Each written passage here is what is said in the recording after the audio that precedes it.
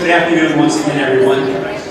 Continue to enjoy your meals and desserts. We'll begin the presentations right now. Again, I'm Rick Foy, and I'm honored to serve as MC and presenter this afternoon. Thank you all for being here to celebrate traditions, successes, excellence, passion, and pride.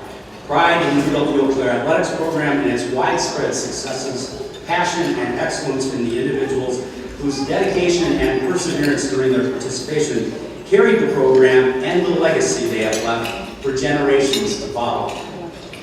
You know, I often joke with Tim Peterman, who does such a terrific job in organizing this special event each year. When I get asked back, I tell him this is the closest I'll ever get to being in the Blue Hall of Fame. Little known that though, I actually had a basketball career here with the Blue Goats, although a very brief one.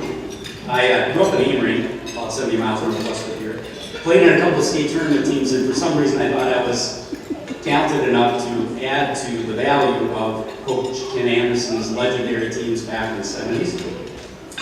I should have gotten it when I wasn't recruited, but that didn't stop me. I reported practice first day, my freshman year in 1976, and that one and only practice was all I needed to realize my talents were best suited for the intramural courts of the Coach Anderson, by the way, as I walked on the court that day and said, "You won't see me tomorrow," I said, "That's a pretty good idea." Since this is the Hall of Fame Banquet, a tradition that started back in 1973, it would be great to recognize some of the individuals who are enshrined in the Hall of Fame and are with us today to support the new inductees. If we could quickly have these Hall of Famers please stand and be recognized once they are all standing. Jim Bollinger, Jim Van Gordon, Steve Kurth, Tom Pryor, Mary Miro, Tim Peterman, Mitch Patry, Eric Burrell, John Furr, and Jill Martin. Congratulations to all of you. Thank you.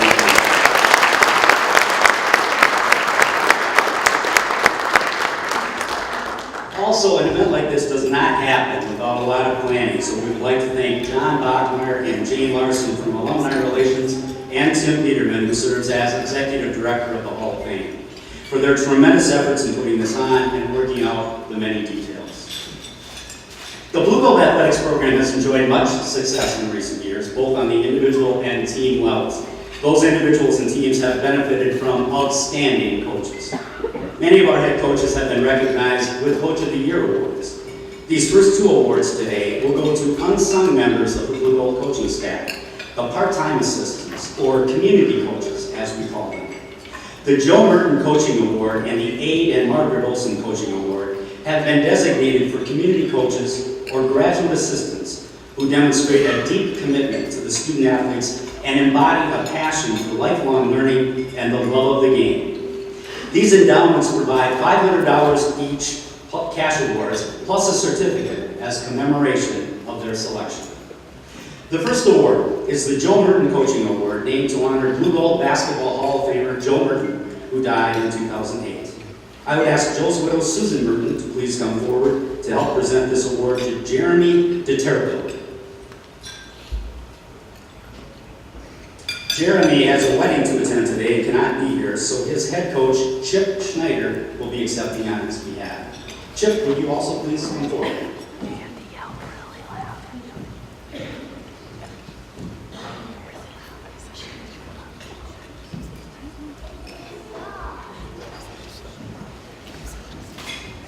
Jeremy is in his 7th year as an assistant track and field coach, working with the sprinters.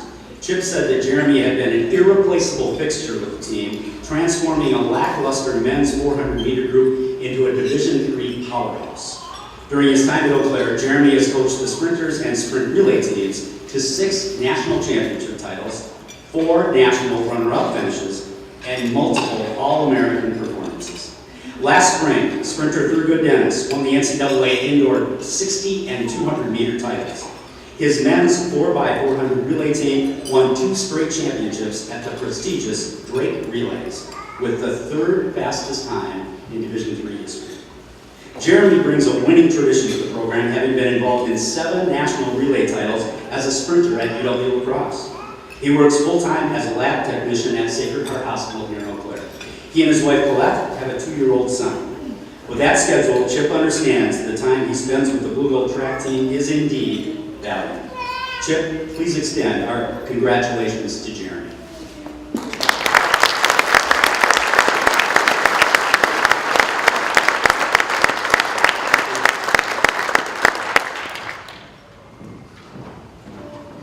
The second award is the Aid and Margaret Olson Coaching Award. Aid Olson was a Blue Gold athlete and coach, Physical Education Department Chair, and Chair of the McPhee Building Committee. He is also a charter member of the Blue Gold Hall of Fame. Would Aid and Margaret's daughter, Mary Schenknecht, please come forward to help present this award, and would Jody Reisel please come forward as well.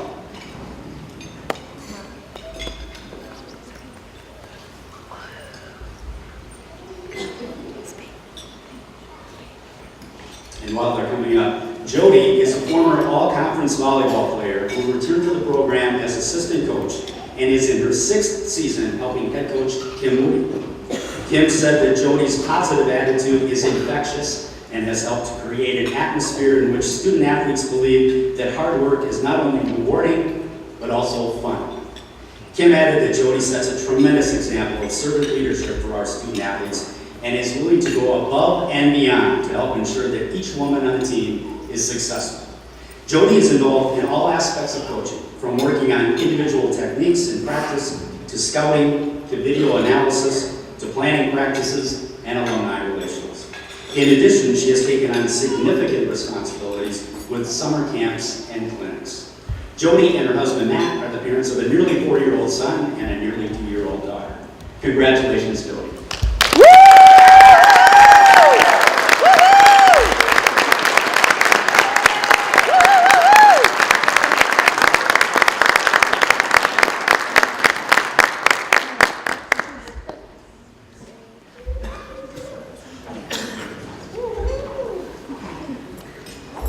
There are many people, besides athletes and coaches, who make Blue Gold athletics what it is.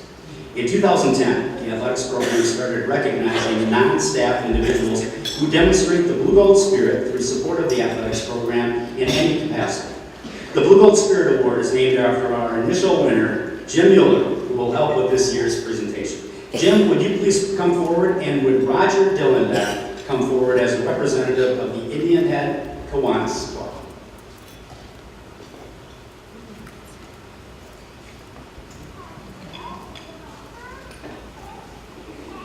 Jim is a former university locksmith who developed a love for Blue Gold athletics. He supported the program by sponsoring the team MVP awards for many years, and when he retired, got involved as a volunteer event manager, serving as a host for officials and visiting teams, among other things. Since this award is going to the entire Indian Head Kiwanis Club, would all other members of the club that are present please stand during this tribute?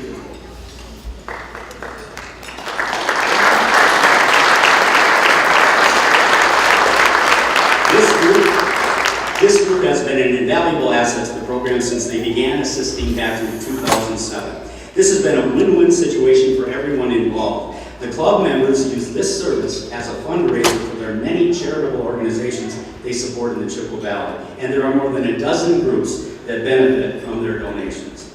The group probably works 30 or so athletic events each year. While students are not always available during breaks when there are still athletic events taking place, these folks are willing to donate their time. When someone from athletics inquires about their availability to work an event, the only question Dilly ever asks is, how many do you need, and what time should they report?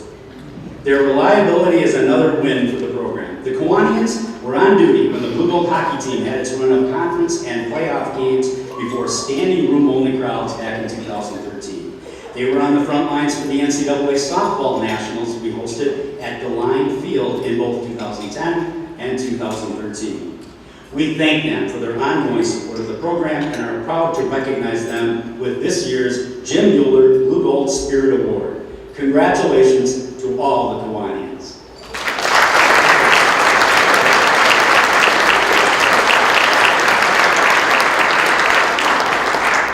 And I'm not sure, but I I think Roger will be leaving shortly to work the football game this afternoon. Our final special award is the Sandy Schumacher Courage Award. To present that award, I would ask Leslie Huntington to come forward. Besides being the Blue Gold's women's fast pitch head coach and winning a national championship in 2008, Leslie is also our program's senior women's administrator.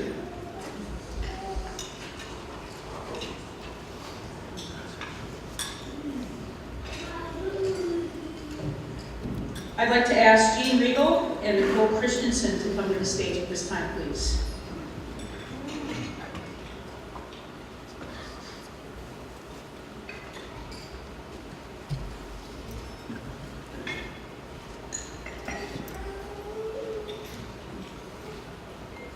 And then I'd like to ask Nicole's parents, Doug and Sue, her sister Jenny, and daughter Riley to please stand and be recognized.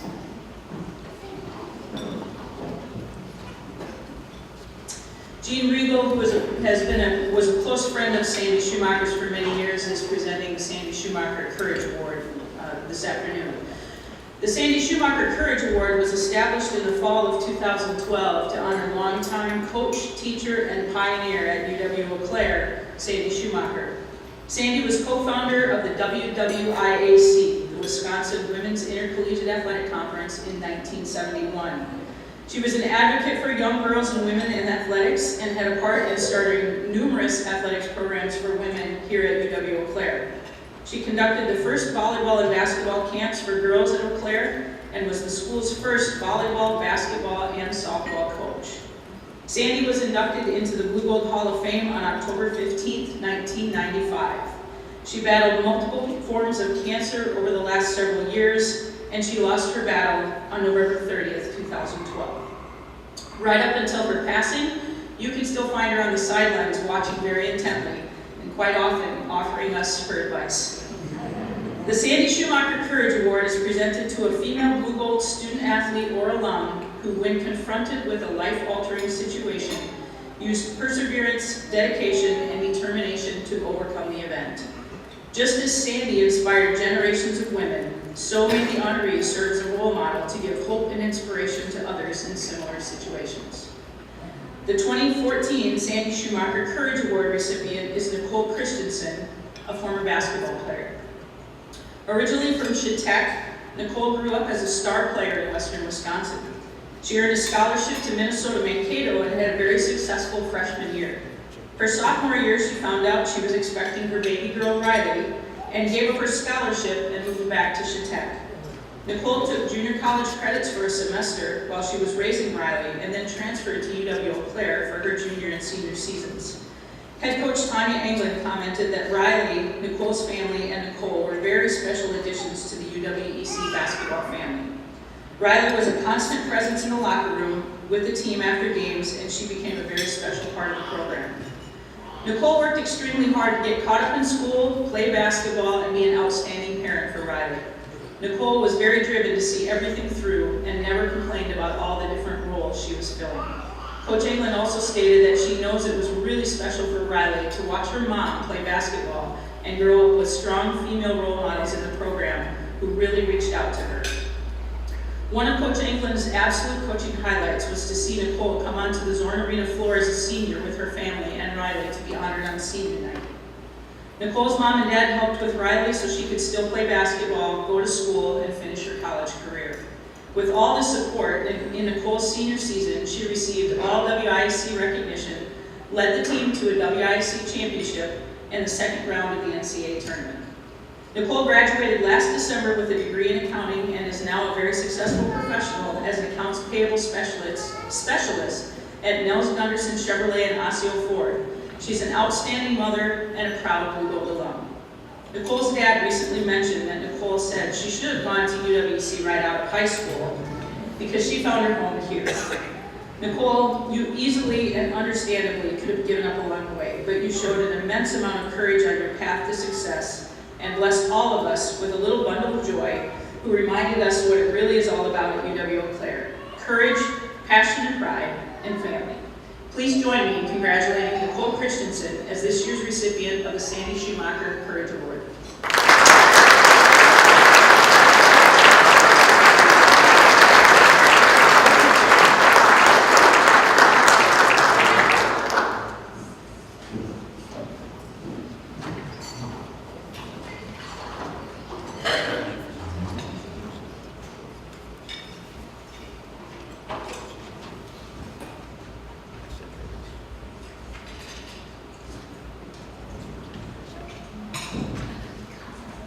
And now to the feature portion of our show.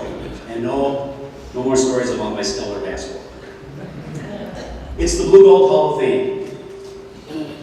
To earn the title Hall of Famer as a student athlete, the individual must have shown distinctive, unique, or exceptional ability in his or her sport. That criteria alone doesn't completely narrow the list of candidates.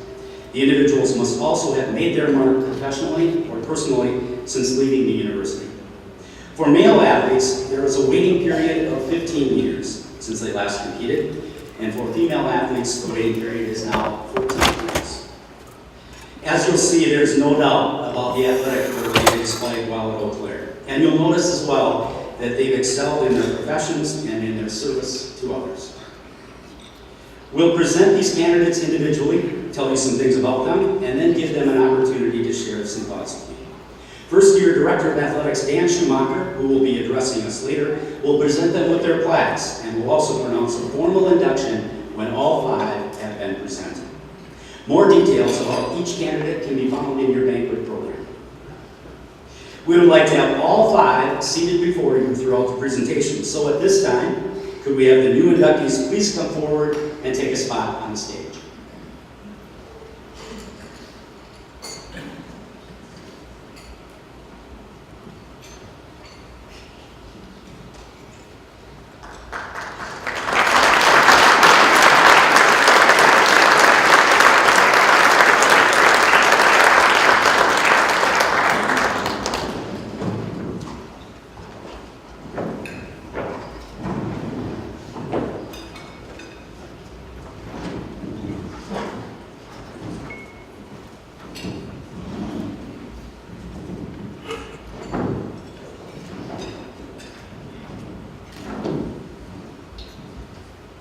Our first inductee is Bill Underwood. Bill, would you please move to the podium? If you were an employer, one of the things you would look for in an employee is a hard worker. What if that person were a swimmer and he had earned his team's hardest worker award for all 4 years he was on the team? That would be a memorable hire. That's what we have standing before you in Bill Underwood. Hall of Fame coach Tom Pryor says the period from 1989 through 1993 could definitely be called the Underwood years. Well liked by his teammates for his warm and sincere personality, Bill led the team to 4 straight conference championships and 4 top 6 finishes at nationals by winning 9 conference titles, earning 11 first-team All-American honors. Not only was Bill a hard worker, he had to be a hard worker because he swam the longest races. The 200, 500, and 1650 freestyles. Long-distance runners might seem to have a lonely existence, but as they burn their mileage, they at least enjoy the scenery. Imagine your views as you swim your miles in the pool. The lines may be painted on the bottom, the lane markers, the ceiling tiles in the pool, but for Bill, this all paid off with his unparalleled success. Coach Pryor described one example that showed how Bill never gave up.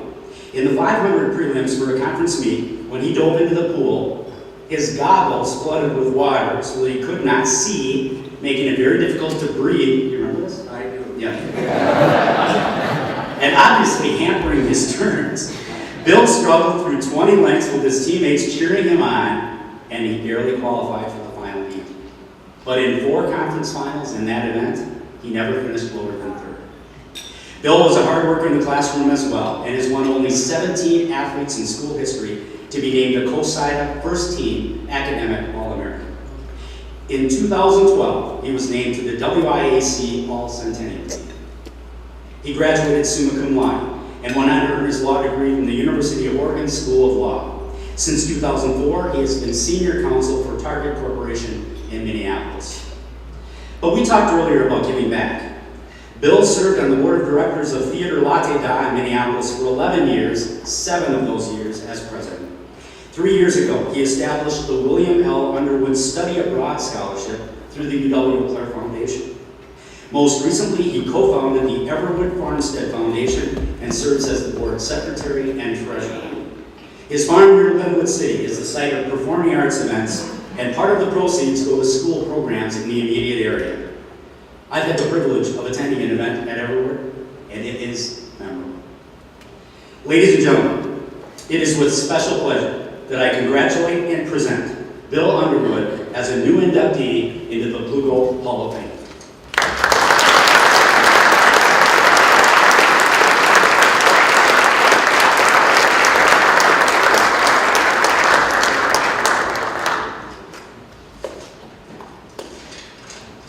Rick, thank you very much for those kind words and for bringing back one of the worst memories of my life. And thanks to the committee as well, who have selected me for this honor, and to Tim and to Jane for all of their tireless work on behalf of the Hall of Fame. I am deeply honored, and I'm humbled to be included with this talented class of inductees. To Bill and to Tyrone and to Lisa and Heidi, congratulations to all of you, as well as the other award recipients today. I want to thank all the family members that have joined me here, including my husband Chris, as well as several teammates of mine who, over 20 years later, still remain some of my closest friends. I'm grateful that you are all here with me today. And I believe if technology is on our side, that unfortunately, I'm the baby of 9. 6 of them are gathered in Austin, Texas for our annual sibling reunion, which was unfortunately timed. So they may be with us today, and if you are, ladies, keep Austin weird. I have no doubt you are up to the task. So, I also am indebted to all of the tremendous coaches who have guided me throughout the years, including Mike Chop at St. Cloud Tech High School and Dr. Tom Pryor here at UW-Eau. Dr. Pryor, your incredible stats speak for themselves. In my humble opinion, however, your towering achievement has been your unwavering commitment to your student athletes. We were not your athletes, we were your student athletes. And as a freshman that arrived in 1989, I believe your most important concern was the person that I would be when I graduated in 1993, rather than the athlete that would compete for you for 4 years, and I thank you for that. Finally, I wish to thank my parents, Bob and Edith Underwood. Sadly, they are not with us anymore. When my father was in attendance at SWE, Tim told me to write this down because he said it would get emotional and he wasn't kidding. When my father was in attendance at a swimming, you knew it. And you knew exactly where he was seated because of his trademark yell. And my mother was always right there next to him. One of my most prized possessions is a videotape that my father shot during nationals of my junior year.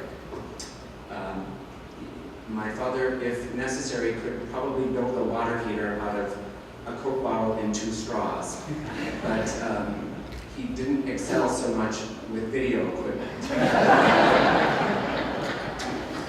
You could say that he captured all of my races that year, but he didn't actually capture me swimming. In some cases, the lens cap was still on, and in most cases, the footage is of his feet. But in all cases, the audio of that trademark yell was captured. And that video is one of my most prized possessions. My parents' support is why I stand here today, and I gratefully accept this award in their honor, and I thank you all for this tremendous recognition. Happy homecoming.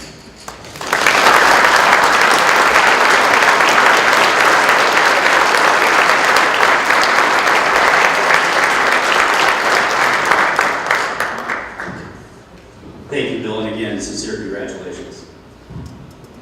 And now I invite Lisa Schuler to come forward.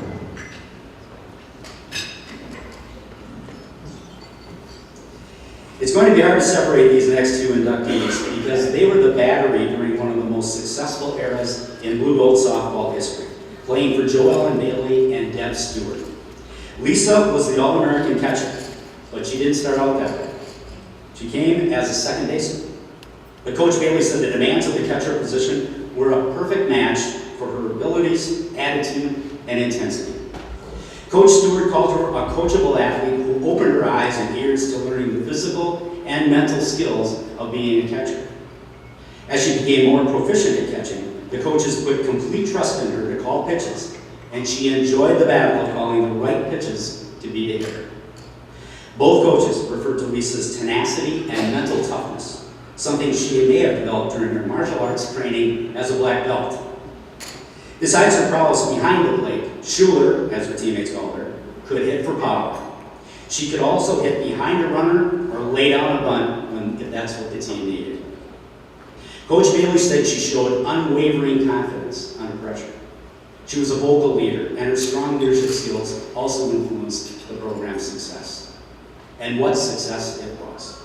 A 144-53 record in 4 years, 3 conference tournament championships, 4 national tournament appearances, including 4th place in both 1999 and 2000.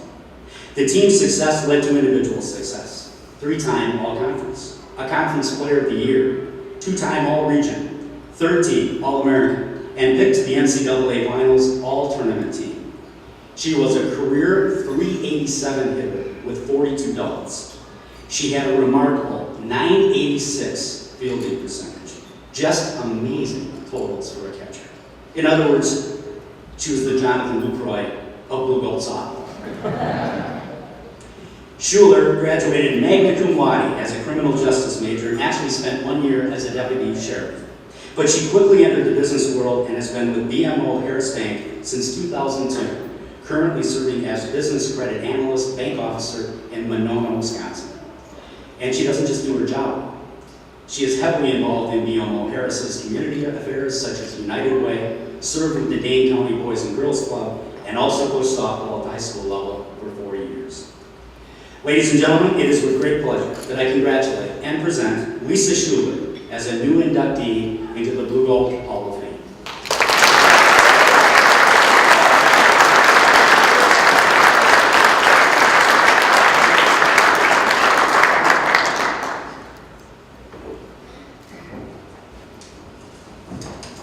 Someone suggested that I sing my speech. I will refrain. I have a desire to, but I'm not going to. Those are some very kind words. Thank you. Listening to all that it's pretty amazing just to be standing up here. But I wanted to say thank you to the University of Wisconsin-Eau Claire for this honor. I also want to thank you for the experience of being able to enjoy this honor with my teammate and great friend, Heidi Kelly. From the moment I met her, I knew there was something special about her. She's just an awesome individual, and I'm very lucky to call her my friend. I would like to think that I've reciprocated that friendship in some ways by providing plenty of laughter and memories for her to look back on through the years. One such story actually involves my martial arts black belt. My teammates had prodded me to show them some moves one practice. Of course, I don't like to say no to my teammates, and so I obliged. And so I decided to show them a very difficult kick. And as I was smoothly going through the kick, just showing off my skill and strength, we all heard this very noticeable loud ripping sound.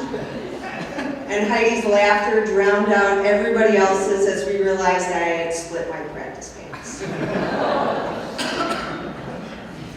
In thinking about this honor, one unrippable thread that kept surfacing was all the individuals that helped me get to this point.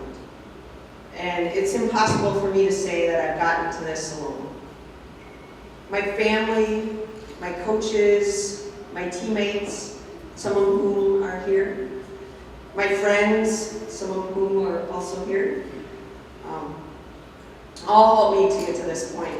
And so it's definitely impossible for me to say that that I did it alone. I want to thank my family for being here today and showing and celebrating this event with me. All those little things that you do that go unnoticed, thank you very much for this. I want to thank my coaches for flying in from New York to be here today and having the confidence and patience in me, which helped me excel through my college career and even in my professional career. I want to thank my Blue Gold teammates for always having my back and making my experience at UW-Eau one I will cherish forever. And I also want to thank my new and my old friends for helping me grow into the person that I am today. There's someone that I want to individually thank, and I want to thank my grandmother Gladys, who passed away when I was a sophomore in college. Her impact on me was and still is profound. She was always so proud of me, from watching me strike out all the boys in Little League Baseball, to watching my karate tournaments, which was, of course, pre-pants ripping days, to cheering me on as I played second base at Watertown High School, and eventually watching as I played catcher at UW-Eau.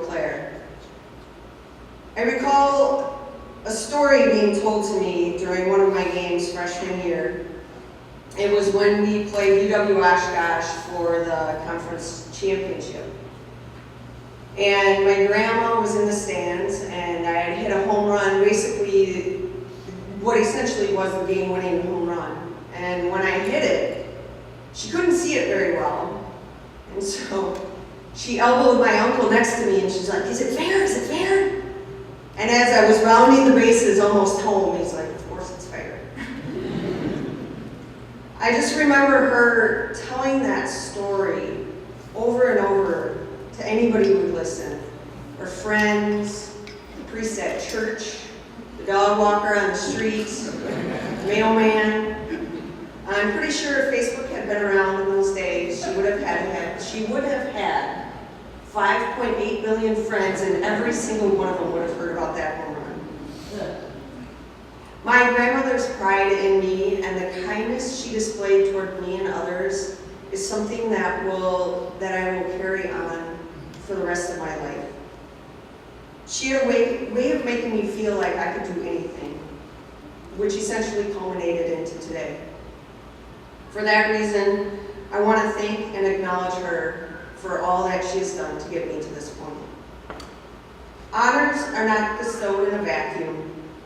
I am honored today because of all of the individuals in my life who have supported me and helped me get to this point. I am truly appreciative of every single one of them for everything that they have done.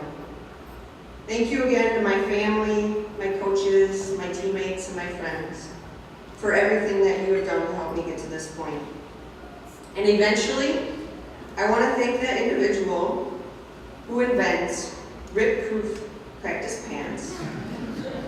It will be too late for me, but not too late for that young lady who's a Blue Gold softball player who wants to show off her martial arts skills to her friends. Thank you.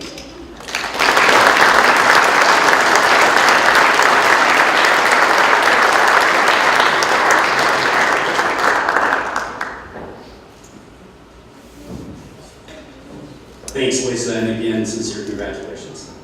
At this time, I would call Heidi Bergstrom-Kelly to the podium.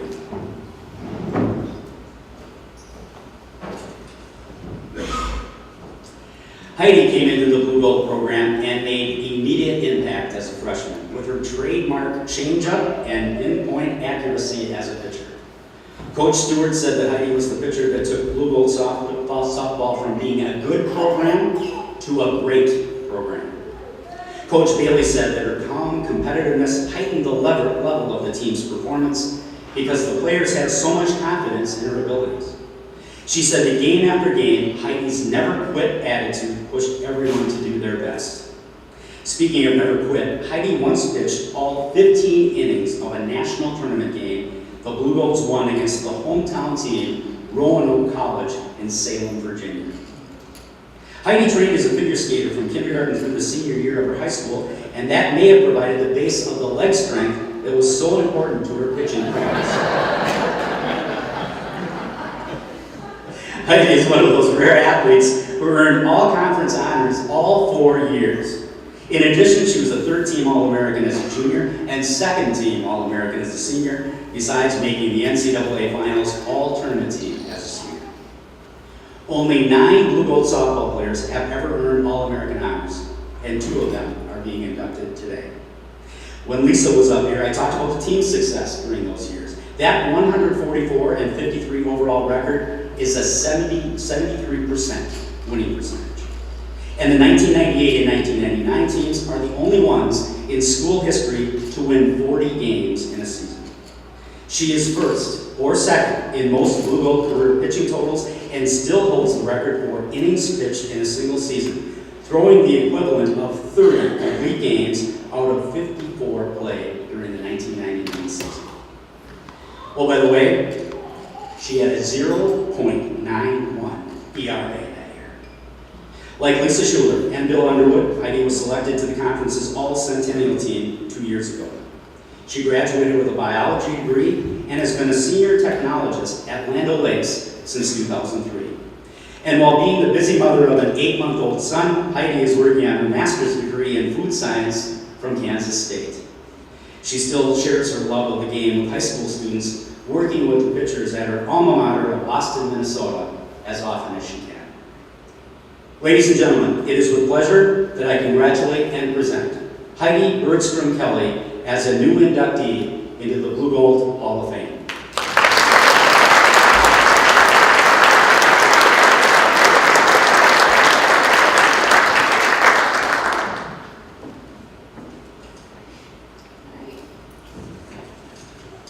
Thank you for this wonderful honor. It is so awesome that I get to share this day with the other half of my battery and my closest friend, Lisa. She's taught me many things over the years. For example, during my junior year, just before the national tournament, I had heard a lot of talk about batteries. I was walking with Lisa to the field just before practice and turned to her and asked, "Lisa, what is the battery?" She looked at me and said, "We are." Now I'm assuming that because she is so nice, she kept what she really wanted to say to herself. So thanks, Lisa. I know that we are the battery, which really was helpful for today.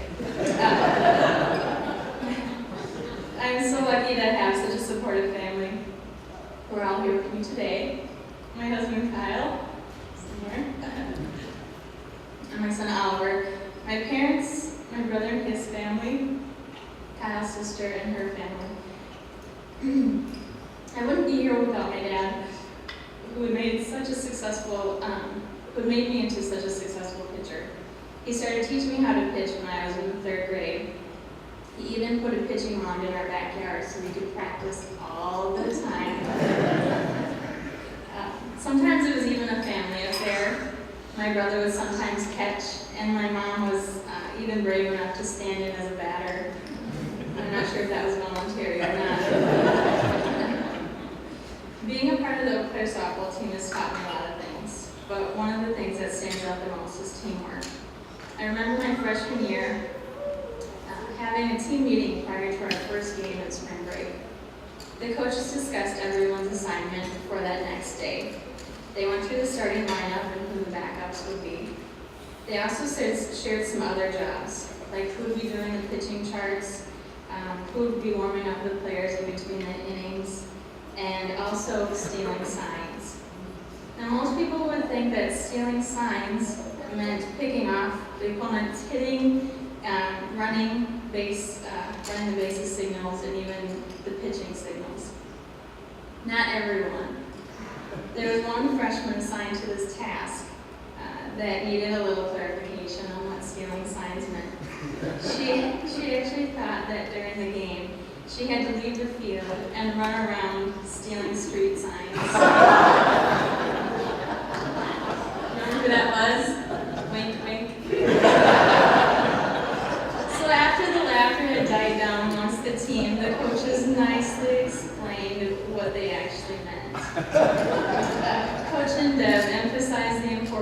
teamwork and how everyone's role in the team is just as important as others. Every role contributes to the success of the team, doing what it takes to win that game. One of the greatest honors I received during my softball career was actually one that my teammates gave me. One day I showed up to practice to find out my teammates had named one of my pitches. My changeup was now to be known as the humiliator. My success as a pitcher would have never been possible without my teammates and coaches.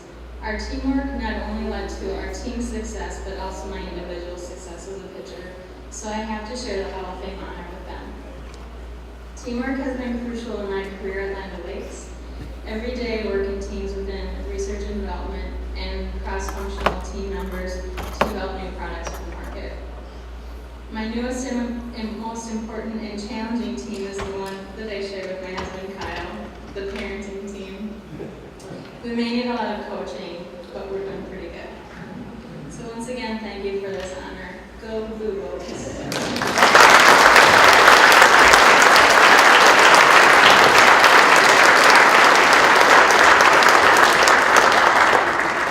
Thanks, Heidi, and again, congratulations. Humiliator. Nice. At this time, I'd invite Tyrone Tank Cooper to come forward.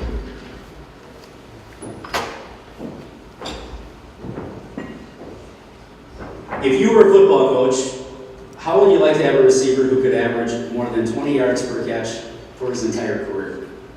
Now, how would you like that receiver to be a tight end whose size also allows him to be a great blocker? That's what we have here in Tyrone Tank Cooper. He might have been a 3-time all-conference bid were it not for an injury that limited his playing time during his junior season.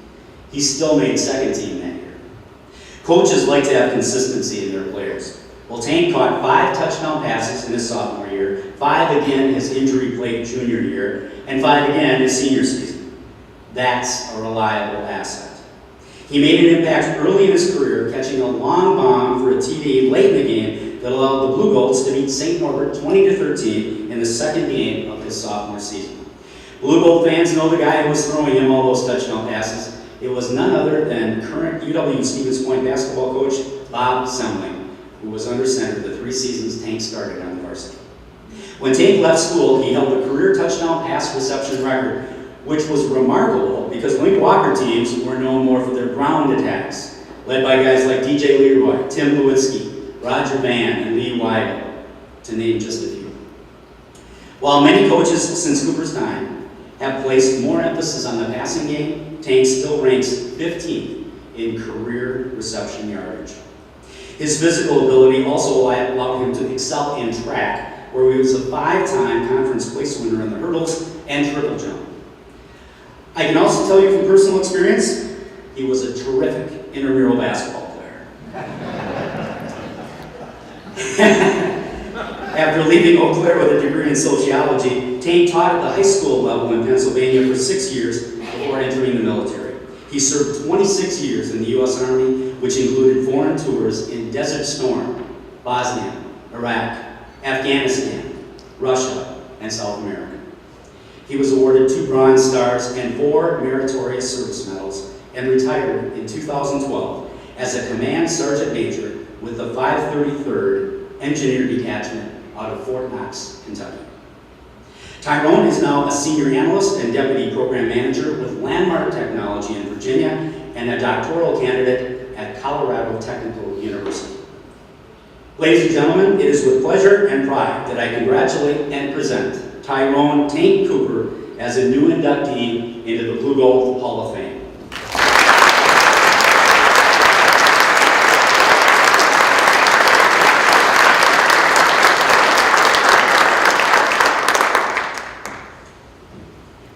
Of course, I'm not the only one with these.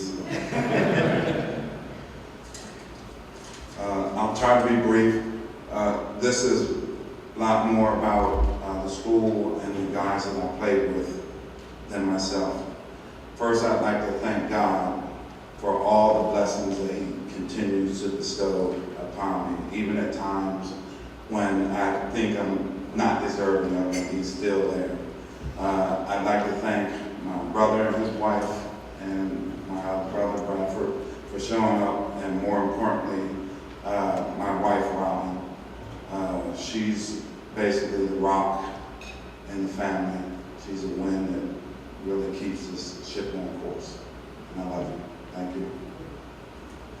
I'm going to try to set the stage a little bit without getting a little too emotional because, like I said, this is more about the guys that I played with. I showed up at the University of Wisconsin in 1976 from a foster home.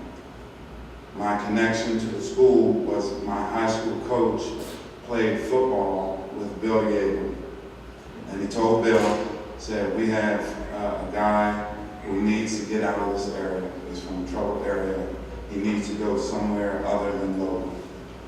So I showed up here, and the first person I run into is Link Walker. So anybody who knows Link knows he doesn't hold words. But for my teammates, you know, here's a bunch of guys who, for the most part, in 1976, had never played with or who had never met a black person in person. I would not find out until later that God could not have put me with a better group of guys. Guys who argued sometimes on holidays of whose house I was going to spend the holidays with. You know, those guys, you know, they really made my commitment here that much stronger. I went in to see Link Walker one day, and he told me that, you know, I told him, I said, hey, what is it about me? I said, every day you yell, you scream, you fuss at me, every day, even when we don't have practice. You're fussing and screaming at me. And he says to me, just one statement, he says, that's because I care. If I didn't, I wouldn't say anything. At that point, I picked up my helmet and went back to practice. And that was the start of my growth, not only as an athlete, but as an adult. Some of the things that I've learned here, commitment, teamwork, leadership, these are some of the traits that I've taught my own children. These are a lot of the traits that I took into combat and taught to my soldiers who at 19 and 20-year-olds were looking at me for guidance when we're under fire. Those are the things that started right here at the university. We weren't just a bunch of jocks.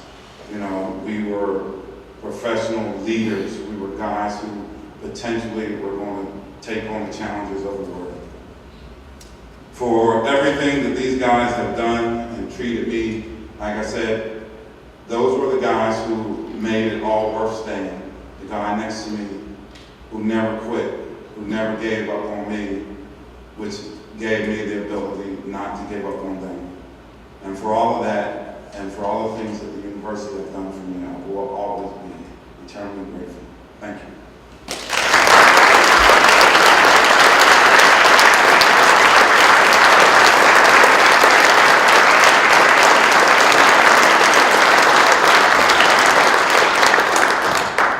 Thanks, Tyrone, and special congratulations to you from your fellow classmates of the class of 1980. At this time, I'd like to invite Bill Perkins to come forward.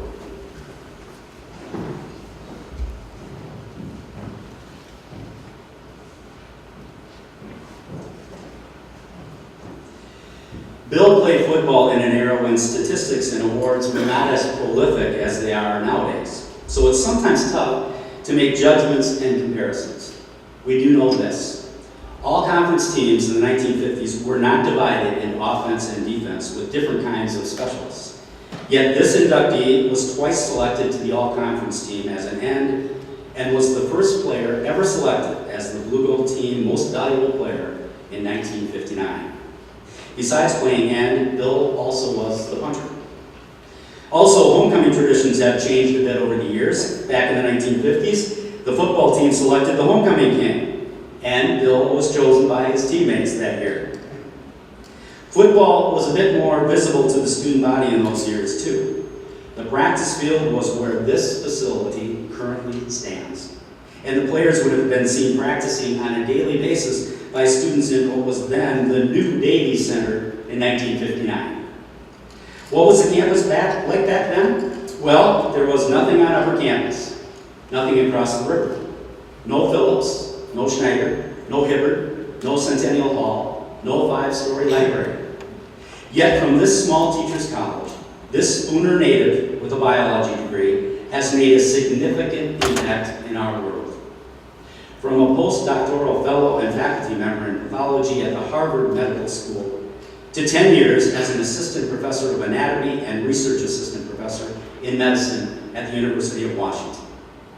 Leaving academia in 1982, Bill then did breast cancer and pancreatic cancer research for the pharmaceutical industry for 23 years before retiring in 2005. Still searching for a way to help people, he got involved with Patriot Paws and currently serves as chairman of the board. That nonprofit organization provides service dogs for veterans with both mobility and emotional complications, such as post-traumatic stress disorder. That work has allowed him to interact with associates such as former President George W. Bush and business magnate T. Boone Pickens. Ladies and gentlemen, it is with pleasure that I congratulate and present Bill Perkins as a new inductee into the Blue Gold Hall of Fame.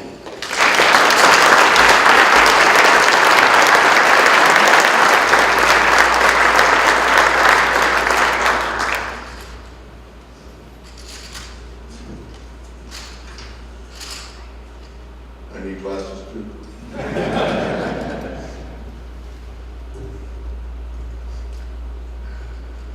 Actually, before I started, it's interesting because I might be the more senior of the group. And over the last couple of days, we've talked about our former teachers and so forth. And all of the things that are new, I've noticed that all of my former teachers and so forth, their names are on the side of the building. Yeah, things have changed. I want to thank Tim Peterman and the Hall of Fame Committee for this great honor. I initially came to Eau Claire because I wanted to study music, and at that time Eau Claire was considered to be the best of the state universities for music, and as I've learned in the last couple of days, the music department is absolutely fantastic here. When I started in the area of music, at that time, out of high school, I was going to be the next Tommy Dorsey, playing in a green band and so forth. But as I moved through the education system, I ended up getting a degree in music and biology. During my football playing years at the university, I learned the importance about being part of a team and how it can shape your life for the future. Teams have been an important part of my life since my initial experience with the university football team. Just as a note, about my football career and my association with music, it was a bit unusual for a football player to be a music major. And in one of the games that we were playing, I caught a pass, and the band got up and said, "Not bad for a music major." As a student, I had to work my way through school, and I was able to get a job as a lab tech at Luther Hospital. And that really was a turning point in my life, with my focus then changing from music to biology and medicine. After graduating from the University of Eau Claire, I went on to get my doctorate in anatomy at the University of Washington, followed by my postdoctoral faculty appointment at Harvard University in the Department of Pathology. I then returned to the University of Washington and continued medical research and taught cadaver anatomy to medical students. Subsequent to that time, I changed direction and spent the next 23 years in the pharmaceutical industry, and again, coming back to the football and teams, creating teams of doctors to conduct cancer research on new drugs. what I learned from my football team efforts, I'm carrying through to the rest of my life. One personal milestone during that time period is that I was able now to get my AARP card. And I say this because for me, retirement is not an option. And now at age 76, I'm chairman of the board for Patriot Paws Service Dogs, whose mission is to provide service dogs to disabled veterans. I'm again creating teams that this time includes inmates, and actually some people of them have them on death row. We have a partnership with the Texas Department of Criminal Justice whereby we train inmates to train service dogs. And some of these inmates have been paroled, and we've actually hired them to work for Patriot Paw. I want to thank my family for their support over the years, including my loving and caring wife, my daughter Lori and her husband Bill Munch, my son Billy and his wife, and my cousin Dr. Dan Perkins, who is a professor emeritus here at the university. I want to thank you again, the Hall of Fame, for this personal great honor. Thank you.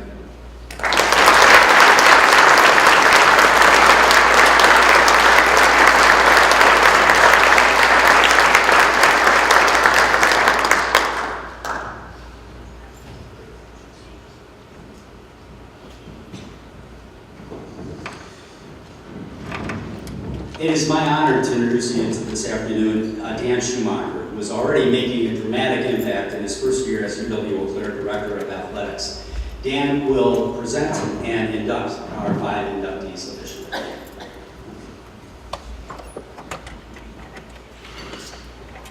Thank you, Rick.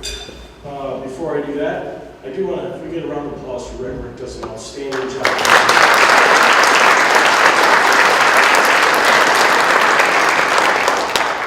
And like all the inductees here, I'd like to thank Tim Peterman for his leadership with the Hall of Fame committee and all the committee members.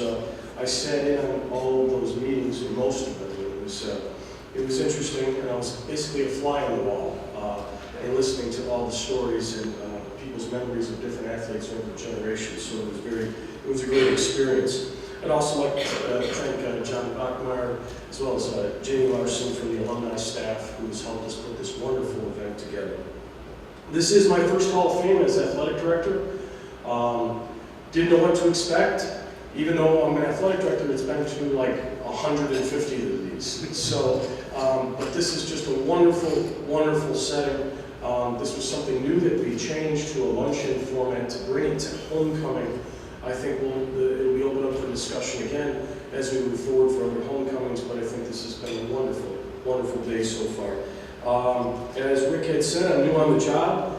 Actually, 144 days, 14 hours, and 38 minutes or whatever it is I've been on the job. So it's been an incredible 5 months. I'm blessed to be here.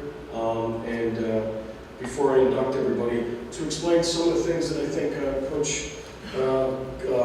softball coach had talked about, passion and pride. Please notice when you enter the stadium today, if you do make it down and bear this weather, moving forward, the power of and, as the institution has monikered and has branded. We're also the power of and. We call that passion and pride. And just understanding how that came about, that is part of our strategic plan as an athletic department the next 5 years and how we're going to get to a national championship level. And passion is the definition of our current athletes. These are the people that are putting the blood, sweat, and tears, as all the inductees have seen, and fellow teammates and former athletes, on what it takes to become a champion. And the pride factor of passion and then the pride. Pride represents our alumni base, the people that were here before us, the people that have been stepping stones, the reasons why we are here. And I'm looking forward to how we take that strategic plan and advance it to a national championship level.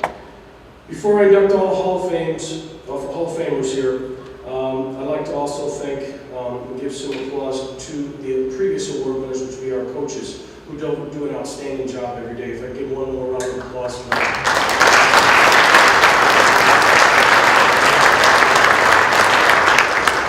Okay, well, at this time, Chancellor Schmidt, Office of Alumni Affairs, and the Hall of Fame Committee, I am proud and privileged to induct these 5 Hall of Fame candidates into the Hall of Fame as of 1:40 in the afternoon on October 4th. Welcome.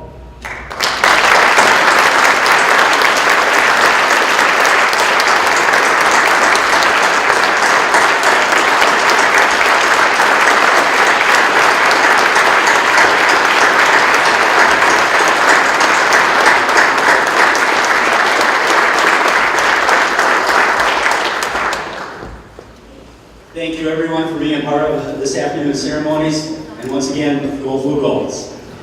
We will have photo opportunities immediately after, so please, inductees, please stay with us for just a few minutes. And again, thank you all for being here.